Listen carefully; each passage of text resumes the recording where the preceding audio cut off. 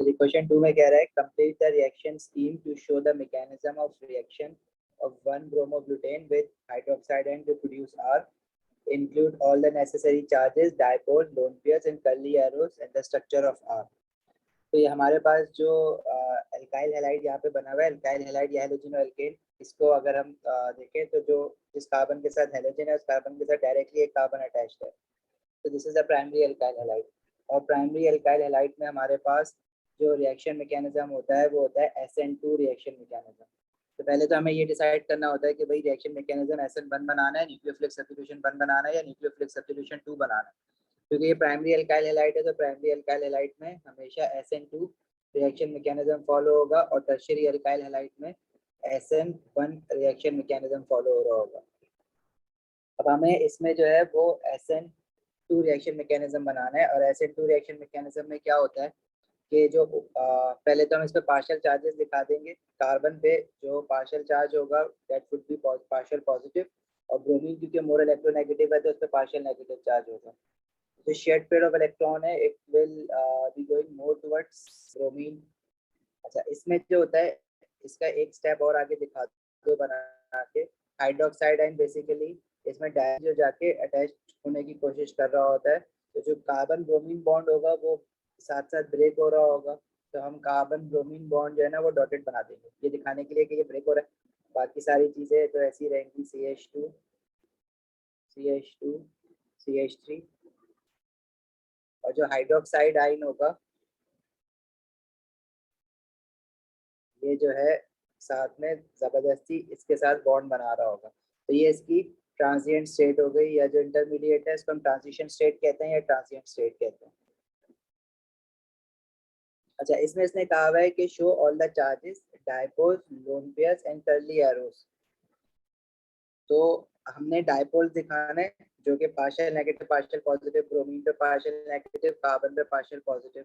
और curly arrows क्या होंगे? कर्ली एरोस हमारे पास देखो जब hydroxide ion bromine carbon partial positive pay जाके अटैक कर रहा होगा तो ये यहाँ से जाके पहले इस पर अटैक करेगा, इसके साथ अटैच्ड होगा, जो शेड पेयर होगा बिटवीन कार्बन एंड ब्रोमीन वो ब्रोमीन की तरफ जा रहा होगा, तो ये वाले कर्ली एरोस बनाने होंगे। अच्छा, फाइनल प्रोडक्ट हमें क्या मिलेगा? इसमें ब्रोमीन हट जाएगा और ब्रोमीन की जगह पे OH आ जाएगा बस।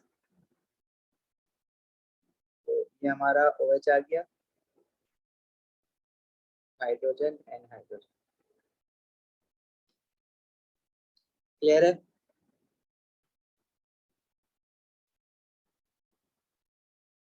अच्छा, इसमें ना एक चीज का ख्याल ये रखना कि जिस साइड पे ब्रोमीन लगा हुआ है ना उसके अपोजिट साइड पे OH अटैच करके दिखा रहे होते हैं हम लोग, क्योंकि OH जो है वो बैक साइड से अटैक कर रहा होता है, फ्रंट से नहीं आता। जहाँ पे ब्रोमीन है वहां से नहीं आएगा, उसके बैक साइड से आएगा। तो यूजुअली जिस साइड पे ब्रोमीन होता है उसके बैक साइड पे OH अटैच करते हैं।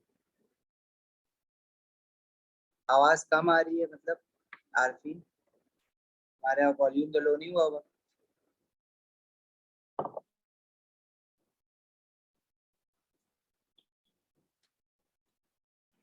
सबके पास कम आ रही है?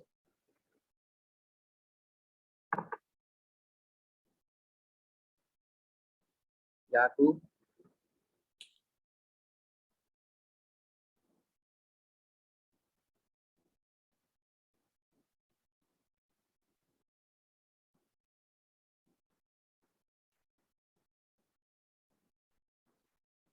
अच्छा, आरपी अभी भी कम आ रही है?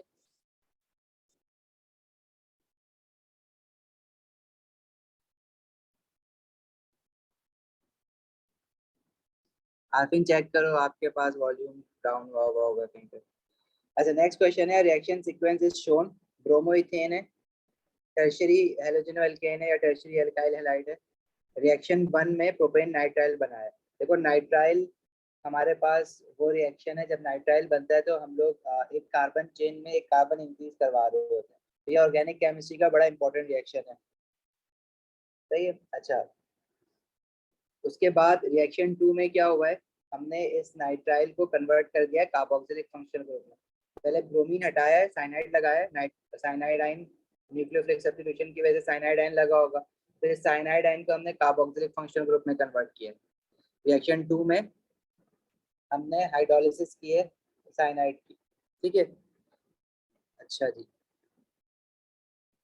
और फिर रिएक्शन 3 जो है वो सबने साथ अभी नहीं पढ़ा हुआ है। रिएक्शन 3 ना बेसिकली रिडक्शन होती है, जिसमें हम लोग रिड्यूसिंग एजेंट एक होता है हमारे पास लिथियम टेट्राहाइड्रो एल्यूमिनेट LiAlH4। तो जब हम रिडक्शन करते हैं कार्बोक्सिलिक एसिड की तो वो दोबारा अल्कोहल बन जाता है। अच्छा, रिएक्शन 3 को तो चलो खैर अभी सबने नहीं पढ़ा हुआ है, लेकिन रिएक्शन 1 सबने पढ़ लिया, रिएक्शन 2 सबने पढ़ लिया हमारे साथ। रिएक्शन 4 में क्या हुआ है कि ब्रोमीन को हटा के हमने OH लगाया हुआ है, तो ये न्यूक्लियोफिलिक सब्स्टिट्यूशन रिएक्शन है, हाइड्रोक्साइड आयन से हो रहा होगा। और रिएक्शन 5 में हमने क्या किया है, एलिमिनेशन की है। एलिमिनेशन कैसे करते हैं, देखो सब्स्टिट्यूशन, न्यूक्लियोफिलिक सब्स्टिट्यूशन, जिसमें हम अल्कोहल OH लगाते हैं, सॉरी नॉट अल्कोहल बनाते हैं, OH नेगेटिव आयन जो है वैसा न्यूक्लियोफाइल काम करता है। तो इसमें हम लोग यूज करते हैं सोडियम हाइड्रोक्साइड एक्वस, और एलिमिनेशन में हम लोग सोडियम हाइड्रोक्साइड यूज करते हैं लेकिन इथेनॉलिक, बस इतना सा फर्क होता है। जरा क्वेश्चन स्टार्ट करने से पहले ना अपने जो रिएक्शन स्कीम दी हुई होती है उसका जरा ब्रेनस्टॉर्मिंग कर लिया करो, फिर आंसर करने में थोड़ी सी इजी हो जाते हैं क्वेश्चंस। आगे वो क्या कह रहा है, complete the diagram to show the mechanism of reaction 1, include all necessary charges, partial charges, lone pairs and curly arrows. देखो साइनाइड का रिएक्शन जो है ना न्यूक्लियोफिलिक सब्स्टिट्यूशन है, जस्ट लाइक जैसे अगर यहाँ पे OH में लगा दूं तो जैसे OH नेगेटिव आयन का बनाओगे वैसे साइनाइड का भी बनाओगे। अब ये जो एल्काइल हैलाइड हमारे पास है वो प्राइमरी एल्काइल हैलाइड है, ब्रोमीन पे पार्शियल नेगेटिव चार्ज होगा, कार्बन पे पार्शियल पॉजिटिव चार्ज होगा। साइनाइड इस कार्बन के पार्शियल पॉजिटिव को अटैक करेगा और जो shared pair of electron between carbon और ब्रोमीन है वो ब्रोमीन की तरफ जाएगा। ये दो कर्ली एरोस बनाना है। अच्छा, ट्रांजिएंट स्टेट इसने जो है वो बीच में बनाई नहीं है, डायरेक्टली जो है ब्रोमीन को हटा के साइनाइड लगा दिया। तो जो ब्रोमीन निकलेगा वो Br नेगेटिव आयन बन के निकलेगा। अब अगर इसने ये लिखा हुआ होता कि साइनाइड आयन लेट से अगर सोडियम साइनाइड से आया है तो फिर ये सोडियम ब्रोमाइड लिखते हम। अगर ये हाइड्रोजन साइनाइड लिखता है यहाँ पे तो फिर हम लोग हाइड्रोजन ब्रोमाइड लिखते हैं। लेकिन इसने सिर्फ साइनाइड आयन लिखा हुआ है तो उसका जो कैटाइन है वो नहीं लिखा हुआ, तो हम ब्रोमाइड आयन के साथ कैटाइन फिर नहीं लिखेंगे कुछ भी, सिर्फ Br नेगेटिव आयन लिख देंगे। बस इसमें ये फिल करना था आपने।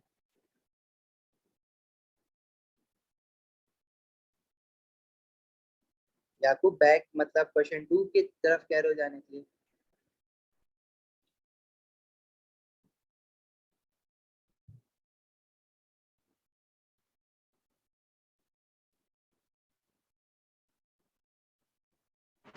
सर जी मोमिन, आप ईयरली पास पेपर्स कब से शुरू कराएंगे? कमिंग वीक से।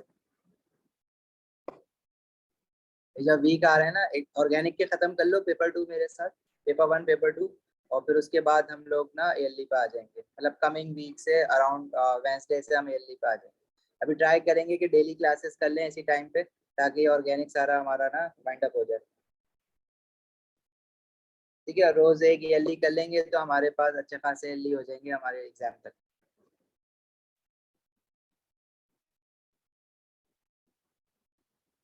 सही है मोमिन? ओके। अच्छा, give the name of the type of reaction involved in reaction 3। तो रिएक्शन 3 मैंने बताया रिडक्शन रिएक्शन होता है, ये हम कार्बोनाइल कंपाउंड्स में पढ़ेंगे। ठीक है, और इसमें जो W बनेगा वो बेसिकली अल्कोहल बन जाता है। ये जो हमारा कार्बोक्सिलिक एसिड है ये OH में कन्वर्ट हो जाएगा। सही है, तो ये हम लोग आगे पढ़ेंगे। अच्छा, इसके बाद IR स्पेक्ट्रोस्कोपी है, तो IR स्पेक्ट्रोस्कोपी भी अभी आगे पढ़ना है, तो इसका क्वेश्चन मैं नहीं करवा रहा, ये बड़ा आसान सा हमारा पार्ट होता है। इसको थोड़ी सी इसमें ग्राफ के पैटर्न्स हमें याद करने होते हैं, डाटा बुकलेट में ना इसका डाटा गिवन होता है, तो वो देख के हमें बताना होता है। तो ये जब पढ़ेंगे तो हम आगे देख लेंगे। फिलहाल C के 1 में कह रहा है reaction 4 and 5 use the same reason. अच्छा, give the reason and condition needed for reaction 4। अब रिएक्शन 4 एंड 5 ये वाला था हमारे पास, जिसमें हमने पहले डिसाइड कर लिया था कि क्या यूज करना है। पहले वाले रिएक्शन 4 में सोडियम हाइड्रोक्साइड एक्वस फॉर्म में यूज करना है, मतलब कंडीशन जो है वो एक्वस होगी सोडियम हाइड्रोक्साइड की। सेम रीजन कह रहे हैं ना, मतलब सोडियम हाइड्रोक्साइड दोनों में यूज किया है, लेकिन रिएक्शन 4 में वो एक्वस होगा और रिएक्शन 5 में वो हम लोग इथेनॉल में डिजोल्व करके यूज करते हैं, इसलिए इथेनॉलिक कहते हैं। और इथेनॉल लिया हुआ है हमने, पानी में डिसॉल्व नहीं किया, उसको इथेनॉल में डिसॉल्व किया है। तो रिएक्शन 4 में और रिएक्शन 5 में हमने सोडियम हाइड्रोक्साइड लिया है। तो कह रहे हैं रिएक्शन 4 की रीजन बताओ, तो रिएक्शन 4 का रीजन सोडियम हाइड्रोक्साइड है और वो हमने न्यूक्लियोफिलिक सब्स्टिट्यूशन हुई है, इसलिए एक्वस लिया है। Similarly condition needed for reaction 5 में हमने सोडियम हाइड्रोक्साइड लिया है, but this time in ethanol, elimination हुई है ना। सर ये एक्वस और इथेनॉल में मतलब फर्क क्यों, मतलब एक जगह एक्वस में एक्वस इथेनॉल मतलब पानी में डिसॉल्व किया हुआ है, और इथेनॉल सोडियम हाइड्रोक्साइड जब इथेनॉल में डिसॉल्व किया है तो पानी में डिसॉल्व नहीं किया, इथेनॉल में डिसॉल्व किया है। तो डिफरेंटली यूज क्यों कर रहे हैं, मतलब एक ही चीज से करना। नहीं, एक ही चीज से करेंगे तो प्रोडक्ट डिफरेंट बनेंगे ना। देखो रिएक्शन 4 में जब हम एक्वस सोडियम हाइड्रोक्साइड लेंगे तो OH आयन निकल के सब्स्टिट्यूशन करवाएगा ब्रोमीन की और उसकी जगह पे लग जाएगा। लेकिन जब इथेनॉल में सोडियम हाइड्रोक्साइड लोगे तो सोडियम हाइड्रोक्साइड आयोनाइज नहीं हुआ होता है। ये करता है क्या, ऐसा एलिमिनेशन रिएक्शन हो रहा होता है जिसमें हमारे पास जिन एक कार्बन पे ब्रोमीन लगा हुआ है उसके बराबर वाले कार्बन पे जो हाइड्रोजन लगा हुआ है, तो क्या करेगा, ब्रोमीन और हाइड्रोजन को, ब्रोमीन को और एडजेसेंट कार्बन से हाइड्रोजन को रिमूव करवा देगा। तो दो कार्बन है उनकी वैलेंसी फ्री होगी और वो आपस में डबल बॉन्ड बना लेंगे।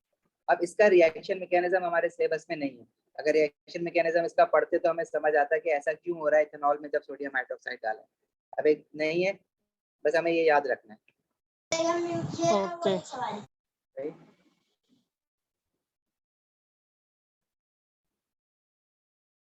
फिर कह रहे हैं under appropriate conditions ethanol and propanoic acid undergo a condensation reaction. Condensation reaction क्या होता है भाई, कंडेंस जिसमें वाटर निकल रहा हो। इथेनॉल अल्कोहल है, प्रोपेनोइक एसिड एसिड है। अब अल्कोहल और एसिड आपस में रिएक्ट करते हैं टू फॉर्म एस्टर एस्टर्स। बनाएंगे ना सर। बिल्कुल एस्टर बनाएंगे, सही है। State the condition necessary for the reaction. देखो एस्टेरिफिकेशन के लिए हम लोग कैटलिस्ट जो यूज करते हैं ना, वो कंसंट्रेटेड सल्फ्यूरिक एसिड यूज करते हैं। देखो दो कैटलिस्ट यूज होते हैं। अगर मेरे पास कोई ऑलरेडी जैसे इथेनॉल और प्रोपेनोइक एसिड से अगर मैं एस्टर बनाऊंगा, तो प्रोपेनोइक एसिड 3 कार्बन वाला एसिड है मेरे पास, और जो इथेनॉल होगा वो 2 कार्बन वाला अल्कोहल है। इससे जो एस्टर बनेगा इसमें वाटर मॉलिक्यूल निकलेगा, इसलिए इसको कंडेंसेशन रिएक्शन कहते हैं। जो एस्टर बनेगा वो कुछ इस तरह का होगा,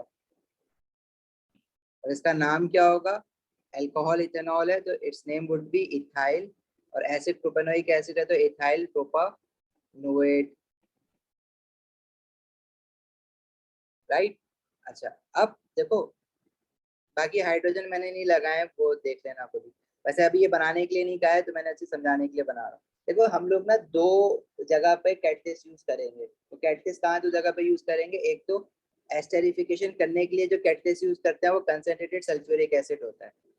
अच्छा अगर मुझे वापस इस एस्टर बॉन्ड को ब्रेक करना है, मतलब हाइड्रोलिसिस ऑफ एस्टर करना है, वापस ब्रेक करेंगे तो दोबारा से कार्बोक्सिलिक एसिड और अल्कोहल अलग अलग हो जाएगा, तो दोबारा कार्बोक्सिलिक एसिड और अल्कोहल बन जाएगा। तो हाइड्रोलिसिस के लिए जो हम कैटलिस्ट यूज करते हैं वो होता है हमारा कंसंट्रेटेड हाइड्रोक्लोरिक एसिड, ठीक है। और उसको हम ना हीट भी करते हैं, heat with concentrated hydrochloric acid, या सिर्फ HCl भी लिख दो तो तुम्हारा काम हो जाएगा। तो ये हाइड्रोलिसिस के लिए यूज होता है, और एस्टर बनाने के लिए जो कैटलिस्ट यूज होता है वो सल्फ्यूरिक एसिड यूज होता है, तो ये याद रखना। सर जी ये हीट विद रिफ्लेक्स किस में साथ आता है फिर। देखो हीट अंडर रिफ्लक्स आपका जहाँ भी अल्काइल हैलाइड्स इन्वॉल्व होते हैं ना, तो वहाँ पे हीट अंडर रिफ्लक्स आ रहा होता है, जिनका उन मॉलिक्यूल्स का जिनका बॉइलिंग पॉइंट कम होता है। अब अगर आपको ये याद ना आ रहा हो, कहीं पे हीट आपको लिखना हो, और अगर आपको याद ना आ रहा हो कि हीट अंडर रिफ्लक्स लिखना था या नहीं लिखना था, तो मैंने क्या बताया है कि भाई लिख देना हीट अंडर रिफ्लक्स। अगर आपने अंडर रिफ्लक्स लिख दिया है और अगर नहीं लिखना था अंडर रिफ्लक्स, तो एक्स्ट्रा लिखने के मार्क्स नहीं कटते। लेकिन अगर रिफ्लक्स लिखना था और आपने नहीं लिखा तो फिर उसके वो मार्क्स काट लेगा। तो आपको अगर याद नहीं आ रहा कि भाई इसमें हीट, वैसे तो अल्काइल हैलाइड जहाँ पे इन्वॉल्व होते हैं वहाँ पे हमेशा हीट अंडर रिफ्लक्स कर रहे होते हैं, लेकिन अगर आपको याद नहीं आ रहा है कि रिफ्लक्स लिखना है या नहीं लिखना, तो आप लिख देना हीट अंडर रिफ्लक्स।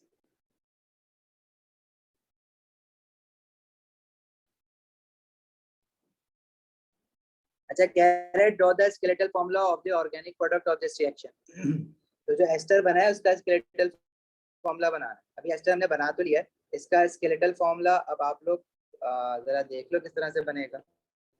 इसमें 1 2 3 कार्बन जो है 1 2 3 थर्ड कार्बन पे कार्बन ऑक्सीजन डबल बॉन्ड है, फिर एक ऑक्सीजन है, फिर उसके बाद जो है 1 2 2 कार्बन है।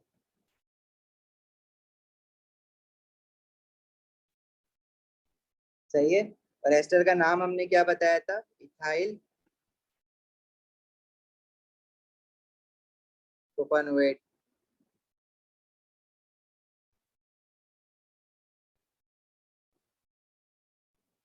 चले आगे।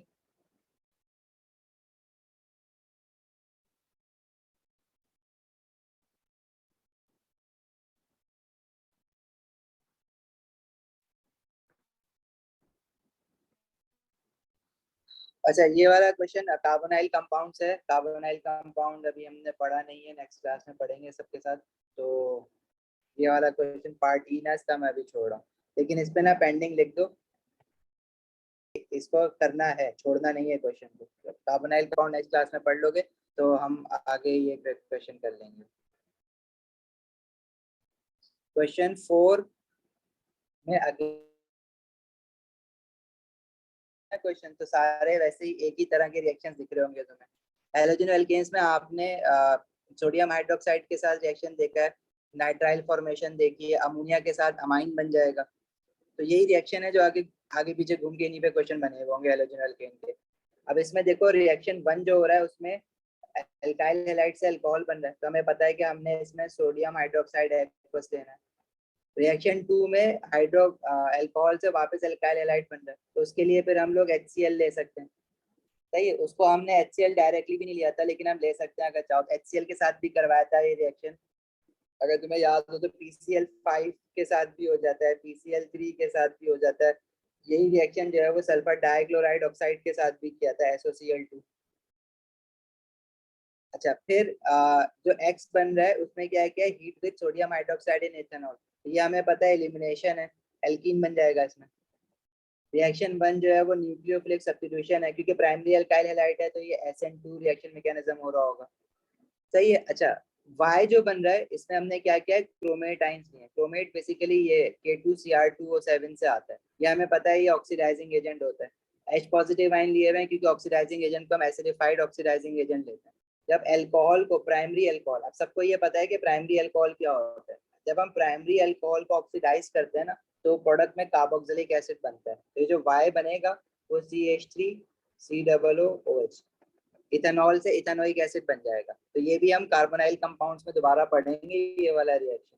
तो Y वाला अगेन यहाँ पे कार्बोनाइल कंपाउंड वाला इन्वॉल्व है, लेकिन ये बड़ा आसान सा है। प्राइमरी अल्कोहल को जब आप किसी ऑक्सीडाइजिंग एजेंट से, ऑक्सीडाइजिंग एजेंट हम दो तरह के यूज करते हैं, K2Cr2O7 या KMnO4, दोनों एसिडिक मीडियम में लेते हैं, इसलिए हम इसको एसिडिफाइड KMnO4 कहते हैं या एसिडिफाइड पोटेशियम डाइक्रोमेट कहते हैं। तो उससे क्या होता है, प्राइमरी अल्कोहल ऑक्सीडाइज होके एसिड बना लेता है। अब अगर इथेनॉल है तो इथेनोइक एसिड बन जाएगा, प्रोपेनॉल है तो प्रोपेनोइक एसिड बन जाएगा, मिथेनॉल है तो मिथेनोइक एसिड बन जाएगा। क्वेश्चन में पूछ रहा है give an equation for reaction 2 including the reasons needed for this conversion. तो अभी रिएक्शन 2 में अल्कोहल से वापस एल्काइल हैलाइड बनाया, तो अब आप HCl वाला भी यूज कर सकते हो, PCl5 वाला भी यूज कर सकते हो, किसी को भी यूज कर लो। अब हमने सल्फर डाइक्लोराइड के साथ भी इक्वेशन पढ़ी है, इसमें सिर्फ आपको इक्वेशन याद करनी है, रिएक्शन मैकेनिज्म तो करना नहीं है याद इसका। जैसे अगर मेरे पास ये इथेनॉल है, इसमें मैंने सल्फर डाइक्लोराइड साइड डाली है SOCl2, तो इसके साथ जो प्रोडक्ट बनेगा वो वापस जो हमारा बना हुआ है CH3CH2Cl लग जाएगा, साथ में HCl बनता है और सल्फर डाइऑक्साइड गैस बनती है। अच्छा HCl भी जो है in the form of gas बनती है इसमें, और सल्फर डाइऑक्साइड भी एक गैस बनती है। और HCl के जो है हमारे पास स्टीमी फ्यूम्स निकलते हैं। तो ये भी पूछ सकता है, जो हैंडआउट में लिखा हुआ है ना, तो उसको भी एक बार रिकॉल कर लेना।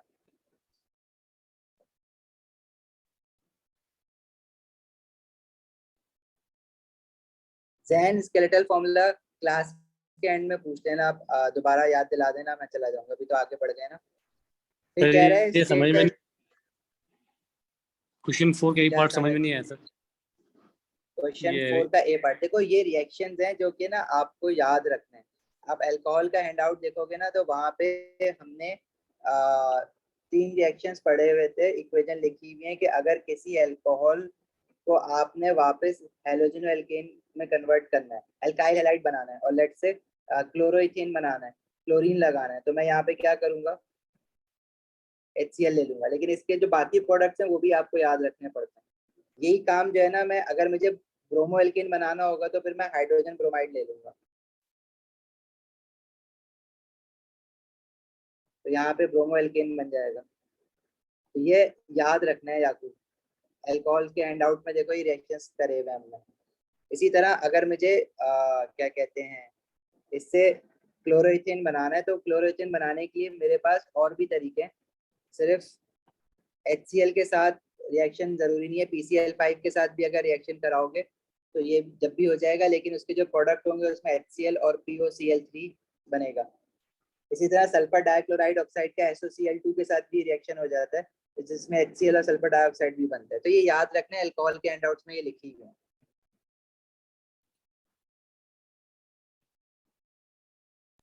सर ये रिएक्शन का नाम क्या है? ये न्यूक्लियोफिलिक सब्स्टिट्यूशन ही है, क्योंकि देखो जो क्लोराइड आयन है ना वो न्यूक्लियोफाइल बन के आएगा और उसके साथ लग जाएगा। मैं दिखा देता हूँ मैं कहाँ कौन से उसकी बात कर रहा हूँ ना, ताकि याद आ जाए कहाँ से याद करना है। होपफुली वो पेज खुल जाए, ये पेज नहीं यहाँ तो खुल जाता, प्रोजेक्टर भी नहीं खुलता।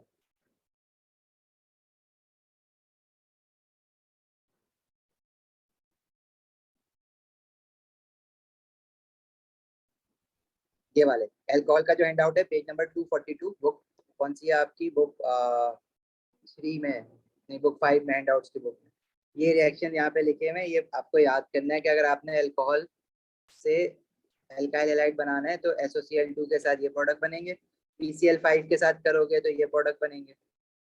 इसी तरह फास्फोरस आयोडाइड आयोडीन लगाना है तो ये भी कर सकते हैं, PI3 के साथ भी रिएक्शन कर सकते हैं।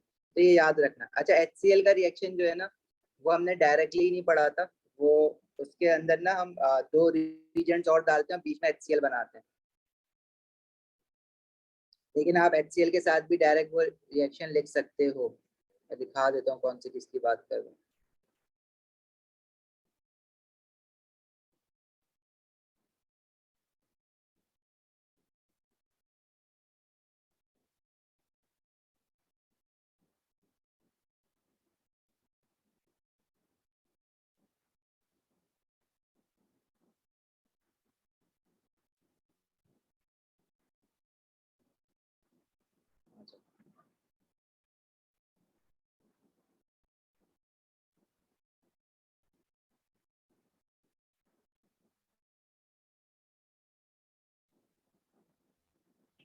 देखो ये वाला भी होता है HCl के साथ, लेकिन ये रिएक्शन जो है ना हम डायरेक्टली करते नहीं है। हम बेसिकली ना NaCl और सल्फ्यूरिक एसिड को रिएक्ट साथ डाल देते हैं, उसमें से सोडियम हाइड्रोजन सल्फेट और HCl बनता है, और फिर ये HCl जो है ना इसके साथ जाके रिएक्ट हो रहा होता है।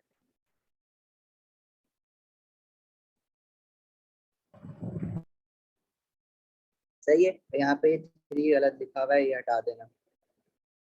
बैलेंस जो इक्वेशन हुई है ना, तो ये डायरेक्ट इक्वेशन ये भी लिख सकते हो आप, अलाउ करता है ये। या फिर अगर आप पहली इक्वेशन ये लिखो और फिर दूसरी इक्वेशन ये लिखो तो ये भी अलाउ करता है। तो ये 3 इक्वेशंस हैं जो इनमें से आप कोई भी एक लिख सकते हो। हमने सल्फर डाइक्लोराइड ऑक्साइड वाली लिखी है अभी। कह रहा है state the reason and condition required for reaction 1। Reaction 1 nucleophilic substitution SN2O है, उसमें हम एक्वस सोडियम हाइड्रोक्साइड यूज करते हैं और इसको हीट करते हैं। देखो अब अल्काइल हैलाइड आ गया ना, इन्वॉल्वड है ना अल्काइल हैलाइड, तो मोमेंट हीट अंडर रिफ्लक्स लिखेंगे। देखो एक्वस सोडियम हाइड्रोक्साइड, अब ये रीजेंट है एक्वस सोडियम हाइड्रोक्साइड, कंडीशन क्या है, हीट अंडर रिफ्लक्स। ठीक है। अच्छा, सोडियम हाइड्रोक्साइड के अलावा एक्वस पोटेशियम हाइड्रोक्साइड भी यूज कर सकते हैं जी। सर वो ऊपर आपने जो क्वेश्चन में वो आपने अल्कोहल बना दिया है, अल्कोहल से कार्बोक्सिलिक एसिड जो बनाया है उसमें डिस्टिल लिखा हुआ है, तो वो एल्डिहाइड नहीं बनेगा? हाँ, वो डिस्टिल अगर लिखा हुआ है तो एल्डिहाइड बनेगा, अगर उसको भी हीट अंडर रिफ्लक्स किया हुआ है तो फिर कार्बोक्सिलिक एसिड बनेगा। लेकिन सर वहाँ सही है। डिस्टिल लिखा हुआ है तो आपने कार्बोक्सिलिक एसिड लिख दिया, तो ये एल्डिहाइड हाँ नहीं, डिस्टिल एल्डिहाइड विद। बनेगा। ठीक है, एल्डिहाइड बनेगा। ये असल में लोगों को अभी तक मैंने ना कार्बोनाइल पढ़ाया नहीं है, तो ये एल्डिहाइड बनेगा। तो ये क्वेश्चन मैं करवाऊंगा दोबारा, कार्बोनाइल कंपाउंड्स में दोबारा से क्वेश्चन आ जाएगा। ठीक है, वहाँ पे देखेंगे कि डिस्टिल करने से एल्डिहाइड क्यों बन रहा है और हीट अंडर रिफ्लक्स करने से हमारा कार्बोक्सिलिक एसिड बनता है। अच्छा जी, आगे कह रहे हैं identify the organic product x. X क्या है हमारे पास? एलिमिनेशन रिएक्शन हो रहा है। ठीक है, ये था हमारे पास क्लोरोइथेन था, तो ये क्लोरीन और हाइड्रोजन हट जाएगा और कार्बन कार्बन डबल बॉन्ड आ जाएगा। तो दो कार्बन है, तो दो कार्बन के साथ जो कार्बन कार्बन डबल बॉन्ड जिसमें लगेगा, तो उसको तुम अच्छी तरह जानते हो क्या कहते हैं, इथीन कहते हैं उसको। ठीक है, उसका आप फॉर्मूला भी लिख सकते हो, नाम लिख दो, दिस इज इथीन, या फॉर्मूला भी पता है इथीन का क्या होता है तुम लोगों को।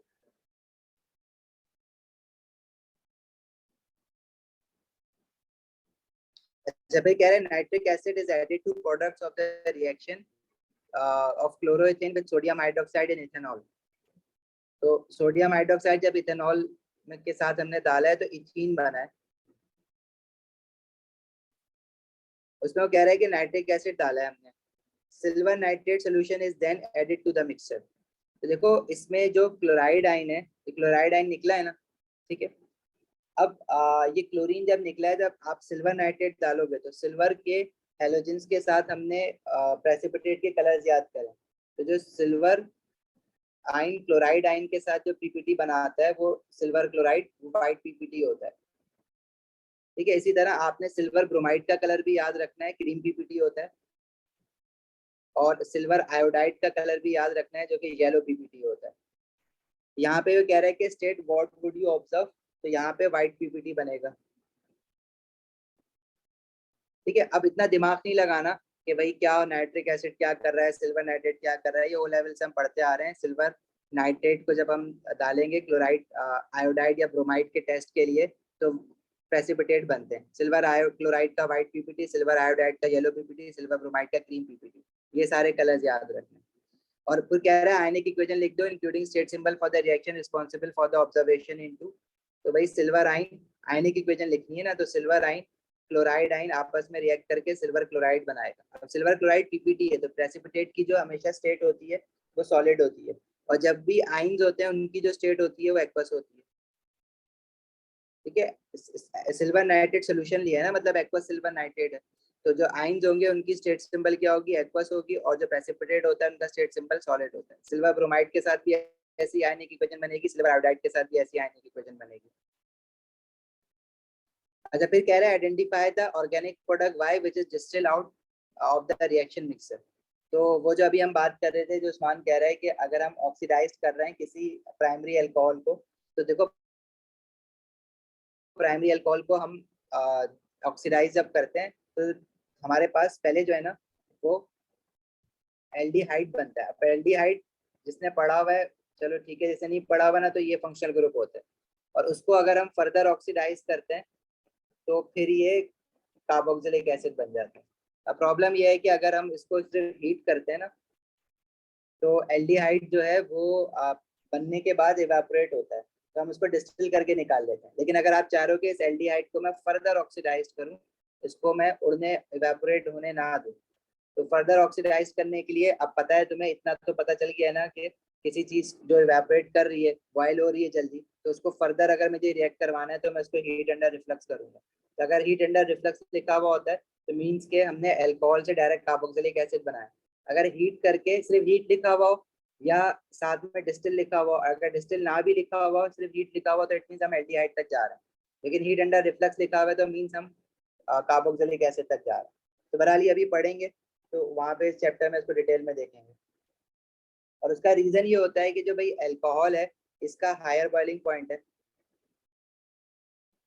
ठीक है, क्यों? क्योंकि इसमें हाइड्रोजन बॉन्डिंग है, लेकिन जो एल्डिहाइड है उसमें हाइड्रोजन बॉन्डिंग नहीं है, क्योंकि हाइड्रोजन है, हाइड्रोजन डायरेक्टली ऑक्सीजन या नाइट्रोजन या फ्लोरीन के साथ तो अटैच नहीं है ना। हाइड्रोजन बॉन्डिंग कब होती है? When hydrogen is directly covalently bonded with nitrogen, oxygen या फ्लोरीन।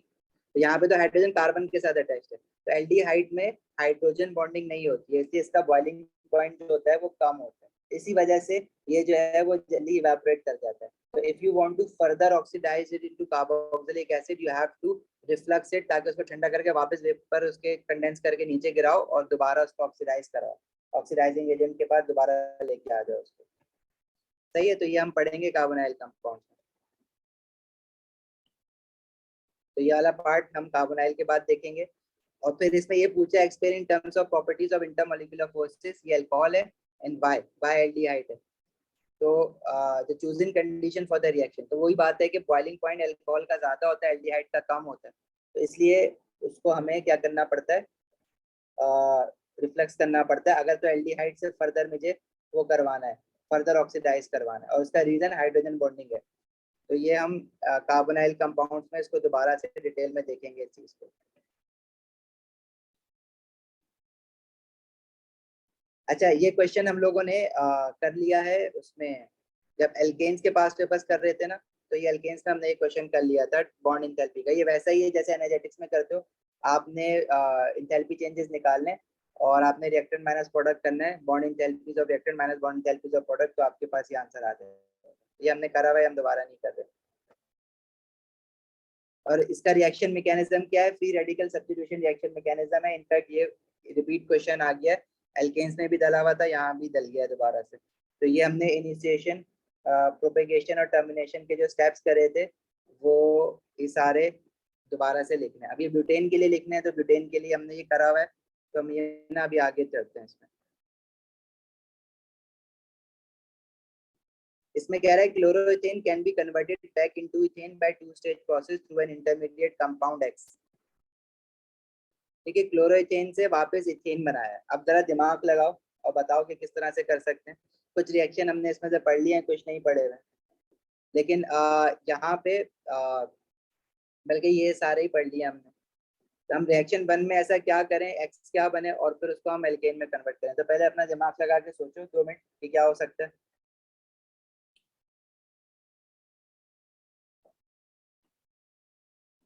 देखो भाई, सर पहले क्लोरोइथेन जो है एल्कीन ना, बना लें, पहले एल्कीन बनाने के बाद उसमें हाइड्रेशन करवा दें, या पे H2 ऐड करवा दें उसमें हाइड्रोजन। हाइड्रोजनेशन करवा दें, हाइड्रेशन नहीं, हाइड्रोजनेशन। देखो इसमें हम पहले क्या करेंगे, एलिमिनेशन करवाएंगे। एलिमिनेशन कैसे करवानी है, मतलब हम ना क्लोरोइथेन से इथीन बना लेंगे और इथीन को हाइड्रोजनेशन करवाएंगे। वो जो मार्जरीन मेकिंग वाला नहीं करते थे हम लोग रिएक्शन, जो हम लोगों ने एएस में दोबारा पढ़ा है, इसमें हम लोग हाइड्रोजन गैस ऐड करवा दें। और हाइड्रोजन गैस ऐड करवाएंगे तो क्या होगा, ये इलेक्ट्रोफिलिक एडिशन रिएक्शन मैकेनिज्म। तो एल्कीन्स में हमने रिएक्शंस पढ़े ना इलेक्ट्रोफिलिक एडिशन, तो one of the electrophilic addition was hydrogenation of alkenes.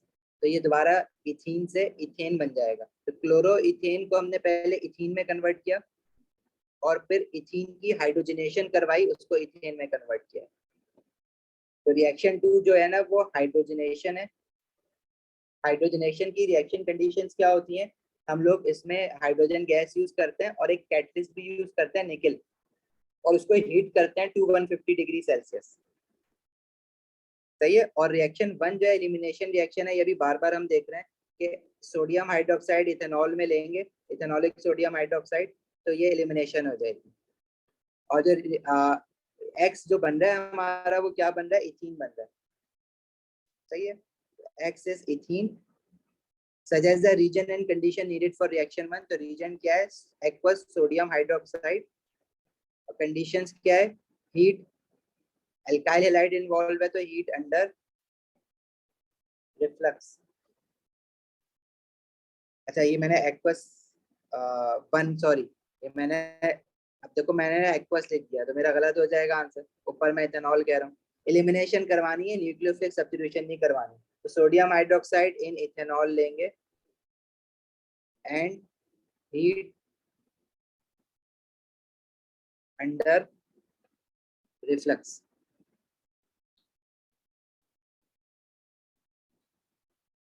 और रिएक्शन 2 के लिए क्या है, रीजन एंड कंडीशंस है।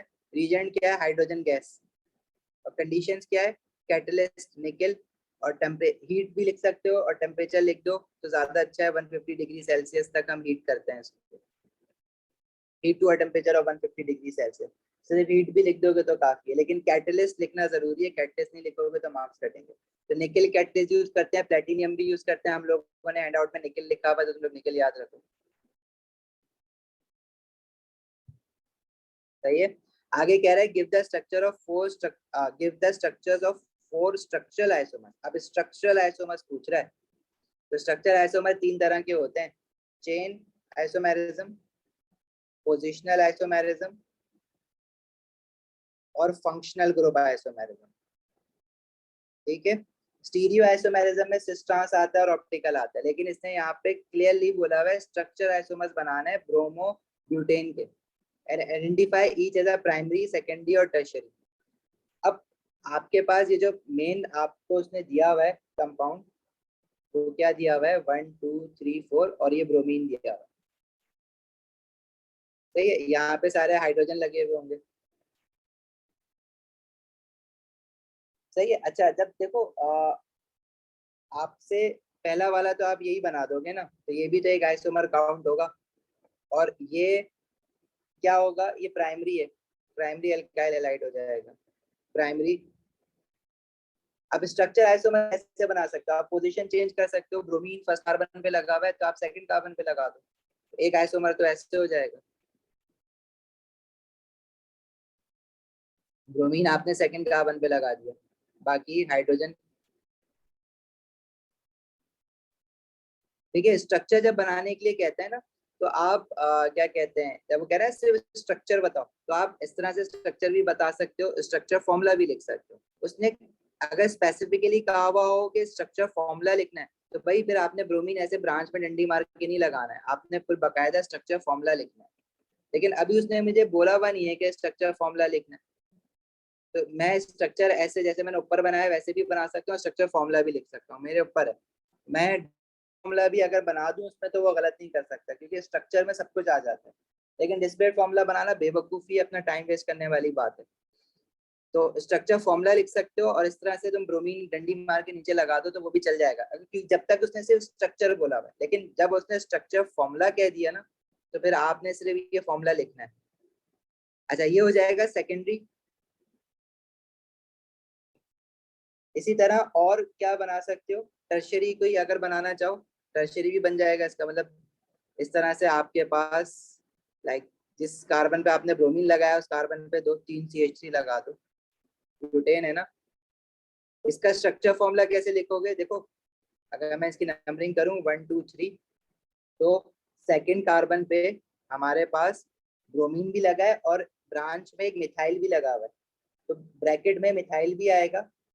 अच्छा, जब इस तरह से करते हैं ना, तो देखो इस सेकंड कार्बन पे एक मिथाइल, ये फर्स्ट वाला लगा हुआ है, एक नीचे वाला लगा हुआ है, तो इन दोनों को मैं ब्रैकेट में लेके 2 लिख दूंगा एक साथ। सही है। अच्छा, कुछ लोग जल्दी में यूं बना देते हैं, वो भी चल जाता है, जैसे यहाँ पे लिखा हुआ है ना, आप ब्रोमीन लगा हुआ है यहाँ पे और CH3 भी लगा हुआ है, तो ब्रैकेट में CH3 डालते हैं, ठीक है, और फिर ब्रोमीन लगाते हैं और फिर CH3 लगाते हैं, तो ये भी ठीक है। लेकिन हमें पता है कि भाई ये जो कार्बन है जिसको मैं सेकंड कार्बन कह रहा हूँ, लेफ्ट वाला CH3 भी इसके साथ है, राइट वाला CH3 भी इसके साथ है, तो ब्रैकेट डाल के 2 भी लिख सकते हो, ये दोनों चल जाते हैं।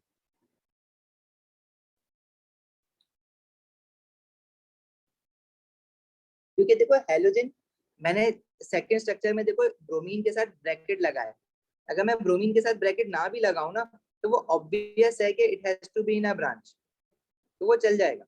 ये यहाँ पे जैसे मैंने ब्रोमीन के साथ ब्रैकेट नहीं लगाया, तो ब्रोमीन ऑब्वियस है कि ब्रांच में ही हो सकता है, लेकिन जहाँ पे मिथाइल आ जाता है, कार्बन आ जाता है ना दूसरा, तो उसके साथ ब्रैकेट लगाना पड़ता है, क्योंकि वो ऑब्वियस नहीं होता, वो क्या पता कंटिन्यूअस चेन में हो। लेकिन अगर तुम बोलो कि भाई 3 हाइड्रोजन लगे हुए हैं, तो ऑब्वियस है कि ब्रांच में, हाँ वो सही है, लेकिन मुश्किल होती है पढ़ने में, इसलिए हम ब्रैकेट लगा देते हैं कि टू इंश्योर कि भाई ये ब्रांच में ही पड़ा हुआ है। तो ये हमारा टर्शियरी अल्काइल हैलाइड हो जाएगा। सही है। इसके अलावा और आप क्या कर सकते हो, इसके अलावा एक आइसोमर आप ऐसे बना सकते हो कि आप प्राइमरी अल्काइल हैलाइड ही बनाओ, लेकिन उसमें मिथाइल की ब्रांच कर दो, तो ये भी प्राइमरी अल्काइल हैलाइड है, लेकिन ये डिफरेंट आइसोमर है, क्योंकि अगर देखो आइसोमर अगर फंस जाओ ना, तो जो तुम बना रहे हो उनकी नेमिंग कर दो। अगर आइसोमर है तो सबका नेम भी डिफरेंट, डिफरेंट आइसोमर है तो सबके नेम भी डिफरेंट होंगे। जैसे हमने पहला वाला जो बनाया है, इसका नाम हो जाएगा, this is 1 bromo butane. Second वाला हमने बनाया वो हो जाएगा 2 ब्रोमो ब्यूटेन। जो थर्ड वाला हमने बनाया है वो हो जाएगा, this is 2 methyl dash 2 bromo propane. और ये जो लास्ट वाला हमने बनाया है इसकी अगर नंबरिंग करोगे तो 1 2 3 that would be 2 methyl 1 bromo propane. तो देखो सबके नाम डिफरेंट है, तो आइसोमर्स के सबके नाम भी डिफरेंट होते हैं अगर वो स्ट्रक्चरल आइसोमर्स है। स्टीरियो आइसोमेरिज्म में ऐसा नहीं है, उसमें सिस्टर्स लगा के भी डिफरेंट करते हैं, और ऑप्टिकल में भी ऐसा नहीं है।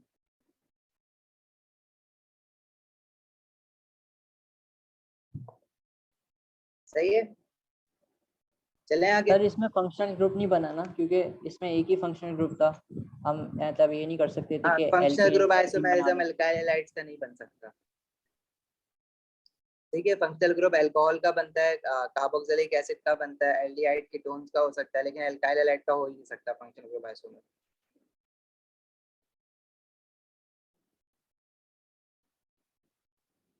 तो ये सारे या तो पोजिशनल आइसोमर हैं या चेन आइसोमर हैं। अच्छा जी, फिर कह रहे हैं name the isomer of C4H9Br that contains a chiral center and draw the 3-dimensional structure of the 2 optical isomers।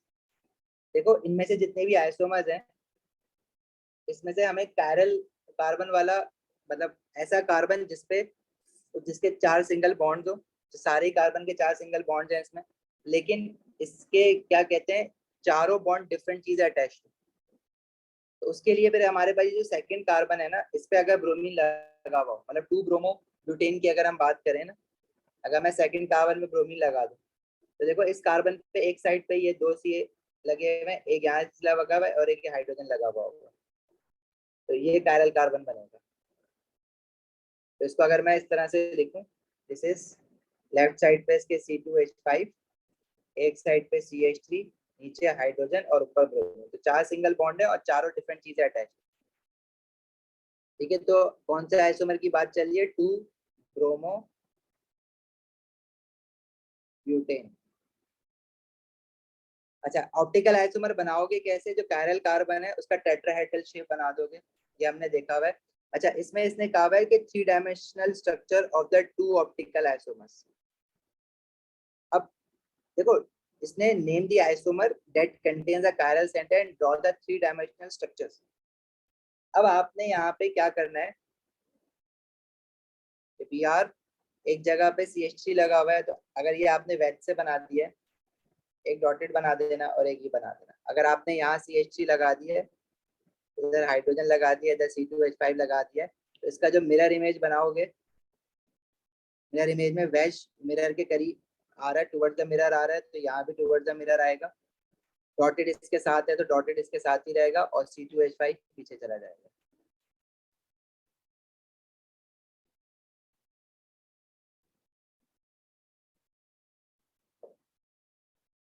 Clear है?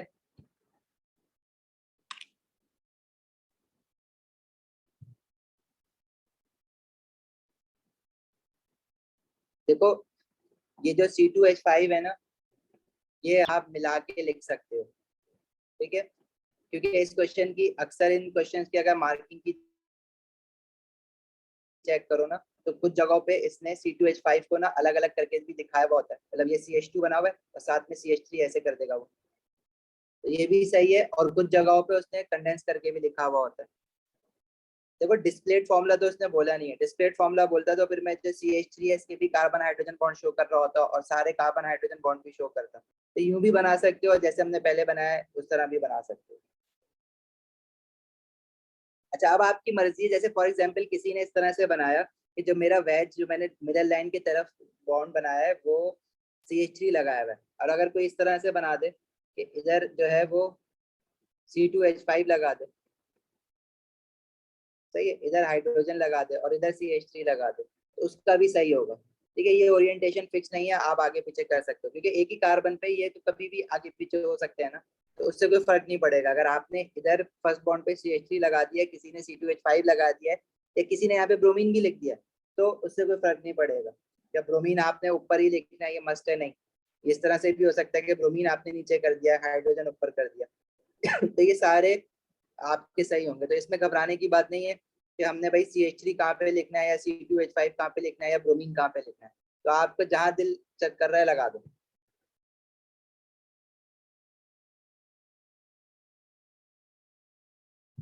चलें आगे बढ़े। सर ये सेकंड पार्ट समझ नहीं आया, सी के सेकंड पार्ट।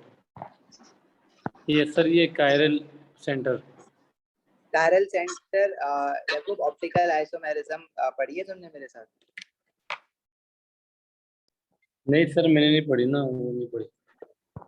चलो 5 मिनट लगते हैं, जैसे आज क्लास में तुम आके पूछ रहे थे ना, 5 मिनट में समझा दूंगा। क्लास में आओगे ना मैं बता दूंगा तो इजी हो जाएगा। फिजिकली समझना है इसको, ठीक है? 5 मिनट लगेंगे। तो ये अपने पास पेन लिख ठीक लो है कॉपी सर, में, क्योंकि मुझे पूछना है तो याद से पूछ लेना। ठीक। ठीक है, फिर डी कह रहा है, डी है एक्वस सिल्वर नाइट्रेट सोल्यूशन। अब ये दोबारा से सिल्वर नाइट्रेट डाल रहा है, तो मतलब वो किसी अब यहाँ पे ब्रोमीन है। अब तुम्हारे समझ आ गया होगा कि करना क्या चाह रहा है। ब्रोमाइड आयन को टेस्ट करना चाह रहा होगा मोस्ट प्रोबेबली, लेकिन क्वेश्चन बहुत लंबा है तो इसमें मुझे पढ़ना पड़ेगा कि क्या कहानी करी है। aqueous silver nitrate was solution was added to separate tubes containing chloroethane। अच्छा यहाँ पे क्लोरीन भी आ गया, ब्रोमोथेन यहाँ पे ब्रोमीन भी आ गया, आयोडोथेन चलो वैसा भी डाल दिया। The tubes were heated in a water bath.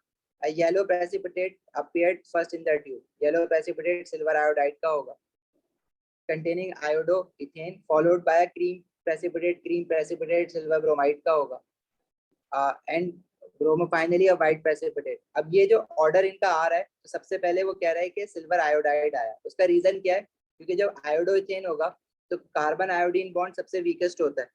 Longer the bond weaker the bond ना, बॉन्ड इंथैल्पी जो होती है कार्बन आयोडीन की वो वीक कम होती है, वो जल्दी टूट जाएगा, मतलब बताने का मकसद ये है। और उसके बाद कौन सा टूटेगा? कार्बन ब्रोमीन बॉन्ड टूटेगा, और उसके सबसे आखिर में कौन सा टूटेगा? कार्बन क्लोरीन बॉन्ड टूटेगा। तो सबसे जल्दी किस चीज का प्रेसिपिटेट बन जाएगा? सिल्वर आयोडाइड का बन जाएगा, क्योंकि कार्बन आयोडीन बॉन्ड जल्दी टूट गया। ठीक है, कह रहा है एक्सप्लेन दिस ऑब्जर्वेशन, तो ये चीज आपको एक्सप्लेन करनी है। ठीक है, तो आपने पहले तो ये बताना है कि आइन जो कलर आ रहे हैं वो किस चीज से कलर आ रहे हैं। When silver ions reacts with halide ion, so precipitate of silver halides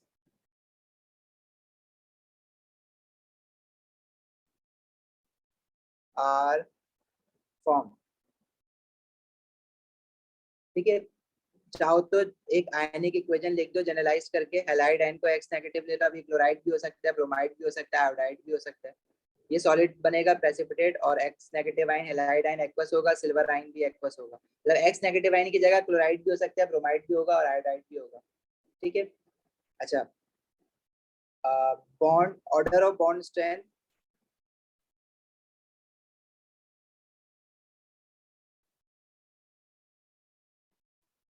is as follows, from weakest to strongest। वो ऑर्डर क्या है? वीकेस्ट कौन सा होगा आपका? कार्बन आयोडीन बॉन्ड, जो आयोडोइथेन में होगा।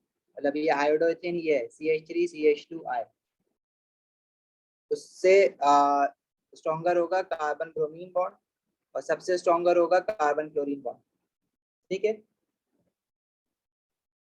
So carbon iodine bond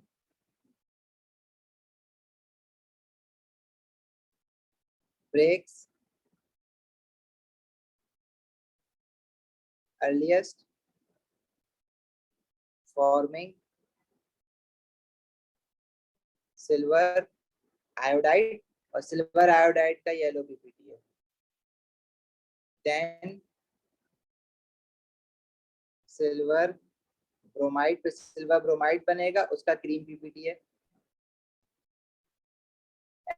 and then silver chloride, उसका वाइट पीपीटी।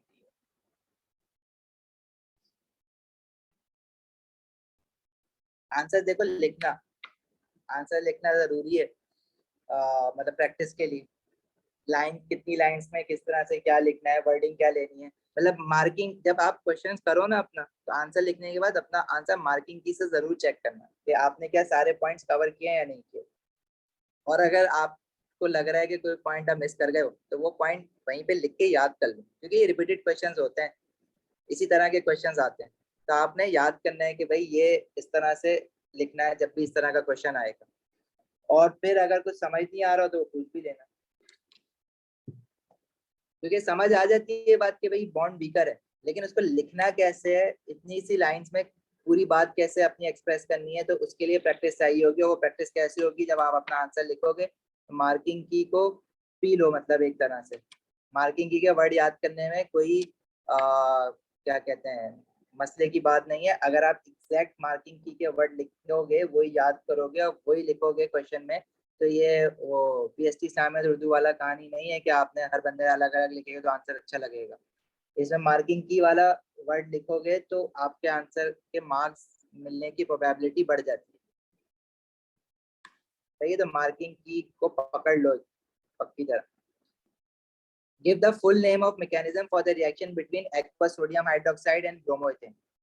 ब्रोमोइथेन जो है वो प्राइमरी अल्काइल हैलाइड है। ब्रोमोइथेन कह रहा है ना, देखो अगर 1 ब्रोमोइथेन लिखे या 1 ब्रोमोइथेन को ब्रोमोइथेन भी लिख सकते हैं। ठीक है, तो ये हमारे पास प्राइमरी अल्काइल हैलाइड है। और एक्वस सोडियम हाइड्रोक्साइड तो हमें पता है न्यूक्लियोफिलिक सब्स्टिट्यूशन रिएक्शन होता है, तो दिस इज न्यूक्लियोफिलिक सब्स्टिट्यूशन। और न्यूक्लियोफिलिक सब्स्टिट्यूशन भी SN2 हो रही होगी इसमें, क्योंकि ये प्राइमरी अल्काइल हैलाइड है, तो आप SN2 भी लिख सकते हो उसमें। तो रिएक्शन मैकेनिज्म पूछा हुआ है उसने इसी का नीचे। तो प्राइमरी अल्काइल हैलाइड का आई थिंक हमने अभी 2 बार ऊपर पढ़ लिया है। Bromine partial negative, carbon partial positive, hydroxide and इसको अटैक करेगा, ये यहाँ पे आएगा। ट्रांजिएंट स्टेट उसने जो है वो बनाई नहीं, डायरेक्ट वो कर दिया, ब्रोमाइड आयन आ गया। तो बस इसमें आपने डायपोल्स बनाना है और कर्ली एरोज बनाना है, 2 मार्क्स मिल जाएंगे। फिर आगे कह रहे हैं in the past CFC such as chlorofluoro CF3Cl, chlorofluorocarbon जो है they were widely used as refrigerants. ठीक है, अब होता क्या है कि जो क्लोरोफ्लोरोकार्बन होते हैं उसमें से कौन सा बॉन्ड ब्रेक होता है, कार्बन क्लोरीन बॉन्ड। देखो क्लोरोफ्लोरोकार्बन में हाइड्रोजन भी हो सकता है, जरूरी नहीं है कि 3 फ्लोरीन हो। ब्रोम तो जो बॉन्ड ब्रेक होता है ना, वो कभी भी कार्बन हाइड्रोजन बॉन्ड ब्रेक नहीं होता है, कार्बन फ्लोरीन बॉन्ड ब्रेक नहीं होता है। जब ये ऊपर जाते हैं ना अल्ट्रावायलेट लाइट की वजह से, जो होमोलिटिक फिजन होती है इनके बॉन्ड की, तो वो सिर्फ कार्बन क्लोरीन बॉन्ड ब्रेक होता है। अगर कार्बन ब्रोमीन बॉन्ड होता तो वो भी ब्रेक हो जाता, क्योंकि कार्बन ब्रोमीन बॉन्ड और वीकर है as compare to carbon chlorine bond. लेकिन क्लोरोफ्लोरोकार्बन CFC जो होता है उसमें होता ही फ्लोरीन और क्लोरीन है, जब तो क्लोरोफ्लोरोकार्बन कहते हैं CFC, क्लोरो। पहला C इज फॉर क्लोरो, दूसरा F इज फॉर फ्लोरो, और तीसरा C मतलब दूसरा C इज फॉर कार्बन। तो ब्रोमीन इसमें होता नहीं है, वरना अगर होता तो वो भी टूट जाता। फिलहाल यहाँ पे क्लोरीन बॉन्ड टूटेगा। State a property of CFCs which makes them suitable for use as refrigerants. तो देखो जो हेलोजेनो एल्केन्स होते हैं उनको हम लोग क्यों as a refrigerant gases use करते थे, कि वो इनर्ट होती हैं, मतलब किसी के साथ बहुत मुश्किल से रिएक्ट करती हैं, इनर्ट होती हैं, वॉलेटाइल होती हैं। वॉलेटाइल होती हैं जो हम लोग इसको ना डिओड्रेंट्स में भी यूज करते थे, मतलब अब नहीं करते। वो रीजन क्या होता है कि वो वॉलेटाइल होते हैं, एरोजल्स बनाते हैं, स्प्रे बनाते हैं। इनर्ट होते हैं, तो इनर्ट होने की वजह से ना इसको हम क्या फायर एक्सटिंग्विशर में भी यूज कर रहे होते हैं। फायर एक्सटिंग्विशर्स में ना अभी भी यूज कर रहे होते हैं, क्योंकि वो एक ऐसी एप्लीकेशन है जिससे अगर थोड़े से CFCs निकल भी गए तो कोई मसला नहीं है, फायर बुझाना ज्यादा जरूरी है।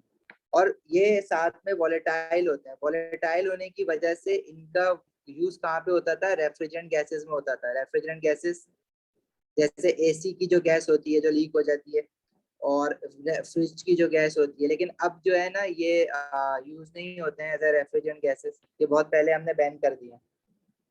और ये करते क्या है, जब ये ऊपर जाते हैं under the presence of ultraviolet light, homolytic fission होगी, क्लोरीन फ्री रेडिकल्स निकलते हैं, और वो जो क्लोरीन फ्री रेडिकल्स हैं ये क्या करते हैं, ओजोन गैस के साथ जाके रिएक्ट कर देते हैं, और ओजोन गैस को O3 से वो उसको O2 में कन्वर्ट कर देते हैं। अब O2 में कन्वर्ट होने का मतलब ये है कि ऊपर ओजोन खत्म हो रही है, ऑक्सीजन गैस ऊपर उसका कोई काम नहीं है, तो वो ओजोन गैस का काम क्या होता है, वो अल्ट्रावायलेट लाइट रेस को एब्जॉर्ब करती है, अच्छी खासी इंटेंसिटी एब्जॉर्ब कर लेती है स्ट्रेटोस्फीयर में।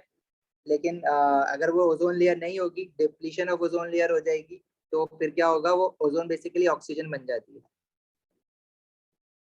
से the damage the effect of CFC in the जी सर ये हाइड्रोजन और कार्बन बॉन्ड वीक नहीं होना चाहिए, क्योंकि ये जो इनके इलेक्ट्रोनेगेटिव डिफरेंस है इनका वो कम होता है साइज छोटा है। और इनका सबसे असल में ज़्यादा होता है। देखो, हम लोग एटॉमिक साइज को भी देख रहे होते हैं जब बॉन्ड, असल में अगर आप फंस भी जाओ बॉन्ड तो लेंथ की बात हो रही है यहाँ पे।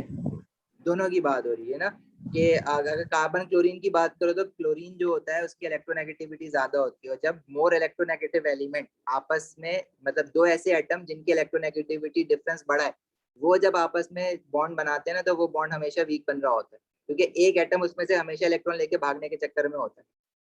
अच्छा, दूसरी बात ये कि बॉन्ड एंथैल्पी डाटा तो आपको डाटा बुकलेट में गिवन होता है, तो आप वहां से देख सकते हो, लेकिन अब मैं ये ऐसा नहीं कहूंगा कि आप जाके डाटा बुकलेट से देख के कंपेयर कर लो, क्योंकि डाटा बुकलेट आपको मिलनी नहीं है। डाटा बुकलेट का सिर्फ वही डाटा आपको मिलना है जो क्वेश्चन की रिक्वायरमेंट है। तो यहाँ पे बॉन्ड एंथैल्पी डाटा जाके देखने की जरूरत नहीं है, आपने बस ये याद रखना है कि कौन से बॉन्ड टूटेगा। अच्छा, कार्बन हाइड्रोजन बॉन्ड वीक क्यों नहीं होता, उसका रीजन ये है कि कार्बन और हाइड्रोजन दोनों का साइज बहुत छोटा होता है, तो दोनों के बॉन्डेड न्यूक्लियाई जो है ना कार्बन और हाइड्रोजन के, they are very close to each other, that's why they make a stronger bond as compared to carbon and chlorine, क्योंकि अच्छा, क्लोरीन यहाँ एटम पे का इलेक्ट्रोनेगेटिविटी वाला जो रीजन है वो नहीं लगता, यहाँ पे बॉन्ड लेंथ वाला रीजन जो एप्लीकेबल होता है। हाँ, क्योंकि दोनों साथ देखोगे तो फिर अल्टीमेट आंसर पे पहुंच सकोगे, लेकिन थ्योरेटिकली हम इस बात को, दो फैक्टर जब इन्वॉल्व हो जाते हैं ना, तो थ्योरेटिकली हम पूरा उसका आंसर दे नहीं पाते, तो हमने जो है ना बॉन्ड एंथैल्पी डाटा को रेफर करना पड़ता है। लेकिन यहाँ पे तो ये याद रखना है तुमने कि कार्बन हाइड्रोजन बॉन्ड नहीं टूटेगा, कार्बन क्लोरीन नहीं टूटेगा, कार्बन क्लोरीन बॉन्ड टूटेगा। सही है। State the damaging effect of CFCs. So CFCs depletes the ozone layer, depletes लिख दो या destroy लिख दो। क्यों ऐसा करते हैं, क्योंकि इन अपर एटमॉस्फेयर का वर्ड याद करना आसान होता है, वरना अगर इसका जो साइंटिफिक वर्ड है अपर एटमॉस्फेयर का, वो है स्ट्रेटोस्फेयर। तो स्ट्रेटोस्फेयर में बेसिकली क्या होता है, हमारे पास जो कार्बन क्लोरीन बॉन्ड है ब्रेक्स होमोलिटिकली या होमोलिटिक फिजन लिख दो by ultraviolet rays producing chlorine free radicals. या तो ये सिंबल बना दो या पूरा लिख दो कि भाई क्लोरीन फ्री रेडिकल है। सर जी, फोन तो कर दिया करें कि क्लास की टाइमिंग आपने बदल दी, अब मुझे पता नहीं था, मैंने अभी देखा है फोन और क्लास एंड होने वाली है। क्लास की टाइमिंग वही है ना, रोज वाले है ना मरियम। सर रेगुलर हो रही है क्लास? जी, कल तो बताया है क्लास में। नहीं सर, मैंने नहीं सुना, मैंने लेट ज्वाइन किया था इस वजह से। अब सुन लिया है ना। अब ग्रुप पे इन्फॉर्म कर दिया करें प्लीज, जब क्लास टाइमिंग चेंज करा तो। टाइमिंग चेंज, अच्छा चेंज नहीं कर रहे टाइमिंग, वो अब रेगुलर है जब तक एग्जाम हो रहा है ना। हमारी ट्राई है कि क्लास रेगुलर करेंगे, जिस दिन नहीं हो रही होगी उस दिन मैं बता दूंगा नहीं हो रही है, वरना आप ज्वाइन करके देख लिया करो। टाइमिंग क्या है सर? 8 बजे? 8 बजे हम ट्राई करते हैं, 7:30 स्टार्ट करते हैं, लेकिन वो करते करते ना 8 बज जाते हैं, तो आप 7:30 बजे देख लिया करो मोबाइल उठा के कि मैसेज आया है या नहीं आया। Okay sir. और सर अभी हम क्या पढ़ रहे हैं? पास्ट पेपर्स कर रहे हैं हैलोजन एल्केन्स के। Thank you. ठीक है, जो क्लोरीन फ्री रेडिकल बन रहा है ये क्या करते हैं, producing chlorine free radical which reacts with ozone. O3 लिख दो या ओजोन लिख दो। ठीक है, इक्वेशन लिखना चाहो तो ऊपर मैंने इक्वेशन लिखवा दी है, और हैंडआउट में भी इक्वेशन लिखी हुई है, तो हैंडआउट जरूर पढ़ना। हैंडआउट में जितनी इक्वेशन है ना सारी काम की हैं, सारी कहीं ना कहीं आपसे पूछी हुई है। आगे क्वेश्चन में कह रहा है, अच्छा क्वेश्चन 7 स्टार्ट हो गया। अच्छा ये क्वेश्चन जो है, ये क्वेश्चन और कर लेते हैं। इसमें कह रहा है chloropropanol such as 1,3-dichloropropan-2-ol are present in some foods. अब ये स्ट्रक्चर फॉर्मूला दिया हुआ है, ठीक है। तो इसमें आपके पास 1 2 3 1,3-dichloropropan-2-ol 1,3-DCP शॉर्ट फॉर्म में नाम दिया हुआ है इसका। What will be produced when 1,3-DCP is reacted separately with the following reagents under suitable condition? In each case, give the structure formula. Concentrated sulfuric acid. अब देखो concentrated sulfuric acid जो होता है वो डिहाइड्रेटिंग एजेंट होता है। ये हमने अल्कोहल्स में पढ़ा है रिएक्शन कि अगर किसी अल्कोहल को एल्कीन में कन्वर्ट करना है तो this is dehydrating agent. Dehydrating agent वो होता है जो किसी मॉलिक्यूल में से पानी बना के निकाल दे, ठीक है, removes water molecule.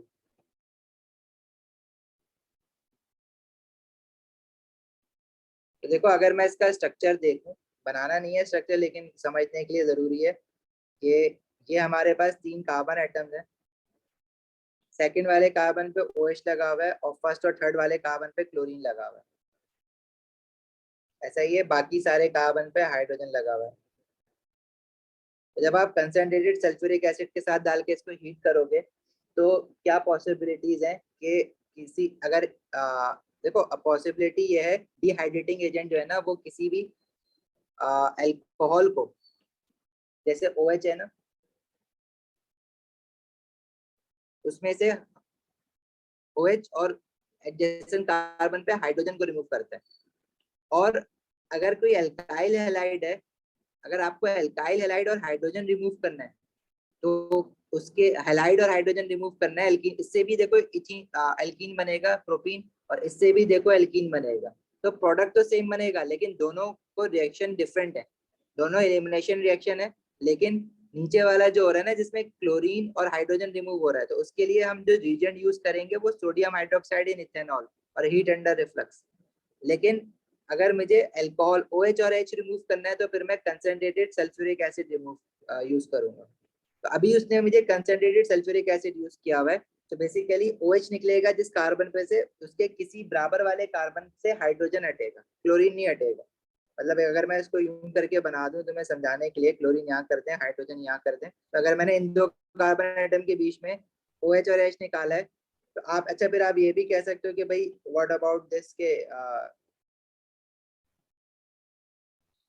First second third है ना, तो अगर सेकंड और थर्ड कार्बन से रिमूवल हुआ है तो सेकंड और फर्स्ट कार्बन से भी तो हो सकता है, लेकिन दोनों केसेस में जो प्रोडक्ट बनेगा वो सेम बनेगा। अगर मैं सेकंड और थर्ड कार्बन से रिमूव करवाऊंगा तो double bond first second carbon के बीच में आएगा।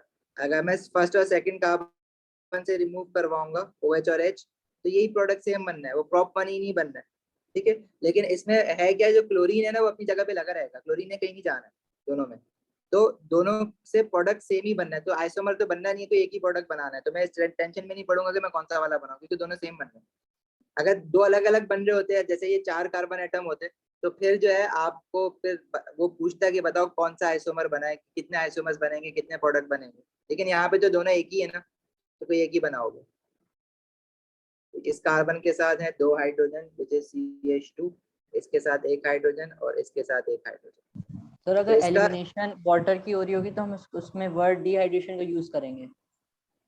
हाँ डिहाइड्रेशन, दिस इज डिहाइड्रेशन।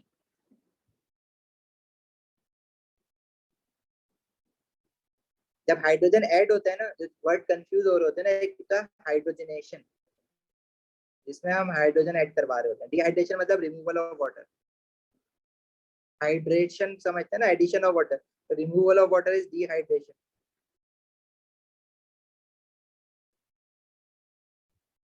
अच्छा उसने कहा है कि स्ट्रक्चर फॉर्मूला लिखना है, तो ये तो मैं सब समझाने के लिए बता रहा हूँ, आपने फाइनल आंसर क्या लिखना है, आपने ये लिखना है CH2 के साथ एक क्लोरीन लगा हुआ है, फिर उसके साथ एक CH है, फिर carbon carbon double bond, carbon carbon double bond दिखा सकते हो स्ट्रक्चर फॉर्मूला में ना CH&CH। अगर आप कार्बन कार्बन डबल बॉन्ड भी ना दिखाना चाहो, अगर आप ऐसे लिख दोगे तो ये भी सही है, देखने वाले को खुद पता लग जाएगा कि इन दोनों कार्बन एटम के बीच में डबल बॉन्ड है, तो आप दोनों लिख सकते हो, ये भी लिख सकते हो, ये भी लिख सकते हो।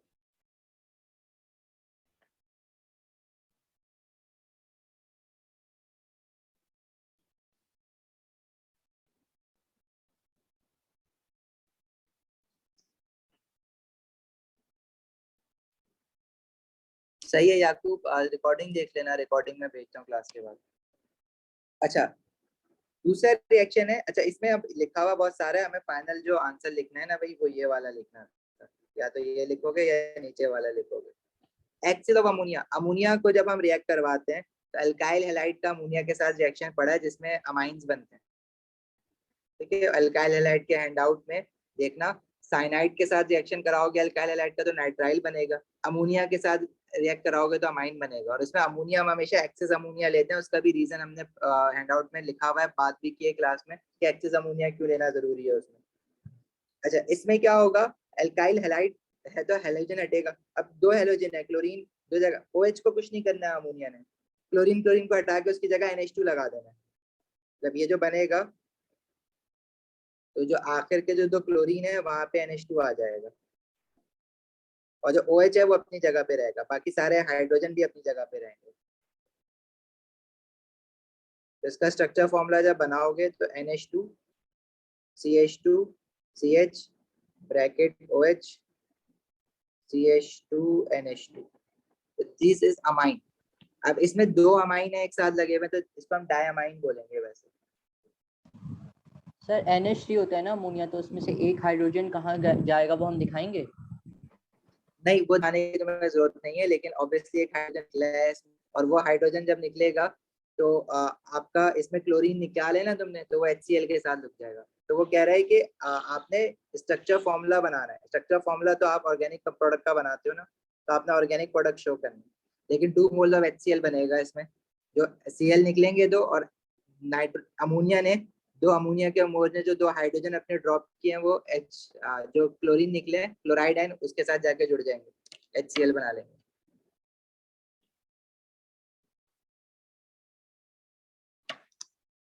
सही है, तो ये हमें ये बनाना था।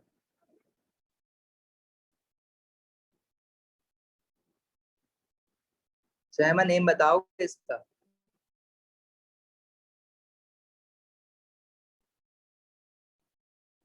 आंसर बताओ, describe as fully as you can what type of reaction occurs with ammonia. तो ये न्यूक्लियोफिलिक सब्स्टिट्यूशन रिएक्शन ही है। अल्काइल हैलाइड में जितने भी रिएक्शंस हमने पढ़े हैं वो दो तरह के, न्यूक्लियोफिलिक सब्स्टिट्यूशन अमोनिया के साथ, साइनाइड के साथ, न्यूक्लियोफिलिक सोडियम हाइड्रोक्साइड के साथ, वो न्यूक्लियोफिलिक सब्स्टिट्यूशन है। और सोडियम हाइड्रोक्साइड इथेनॉल में लोगे तो एलिमिनेशन है। तो दो ही तरह के रिएक्शंस हैं। तो इसमें अमोनिया देखो, मैंने तुम्हें बताया ना कि न्यूक्लियोफाइल हमारे पास कौन कौन से हैं। न्यूक्लियोफाइल हाइड्रोक्साइड आयन है, वो भी अल्काइल हैलाइड में से हैलोजन को हटा सकता है। वाटर भी न्यूक्लियोफाइल है, वो भी हटा सकता है। अमोनिया भी न्यूक्लियोफाइल है, वो भी हैलोजन को हटा सकता है अल्काइल हैलाइड में से। इसकी तरह साइनाइड भी न्यूक्लियोफाइल है, वो भी हटाता है। इसी तरह अमोनिया, अच्छा अमोनिया तो लिख दिया, ये सारे न्यूक्लियोफाइल हैं जो कि जाके हैलोजन को हटा सकते हैं। तो इन सबके रिएक्शन हैंडआउट में अल्काइल हैलाइड के देखो, OH का तो हमने पूरा रिएक्शन मैकेनिज्म के साथ पढ़ा है ना, SN1 SN2। नाइट्राइल का, साइनाइड का भी SN, इस सारे SN1 SN2 ही फॉलो कर रहे होते हैं, लेकिन हमने डिटेल में जो है ना हाइड्रोक्साइड आयन का SN1 SN2 बना के पढ़ा है। साइनाइड आयन का वो पूछता रहा है क्वेश्चन में, लेकिन अगर अमोनिया का भी वो पूछ लेते हैं ना कभी, तो जैसे OH को तुमने जाके लगाया ना SN1 SN2 में, वैसे ही काम सारा अमोनिया भी कर रहा होगा, बस अमोनिया के साथ आखिर में हाइड्रोजन ड्रॉप कर दोगे। This is nucleophilic substitution.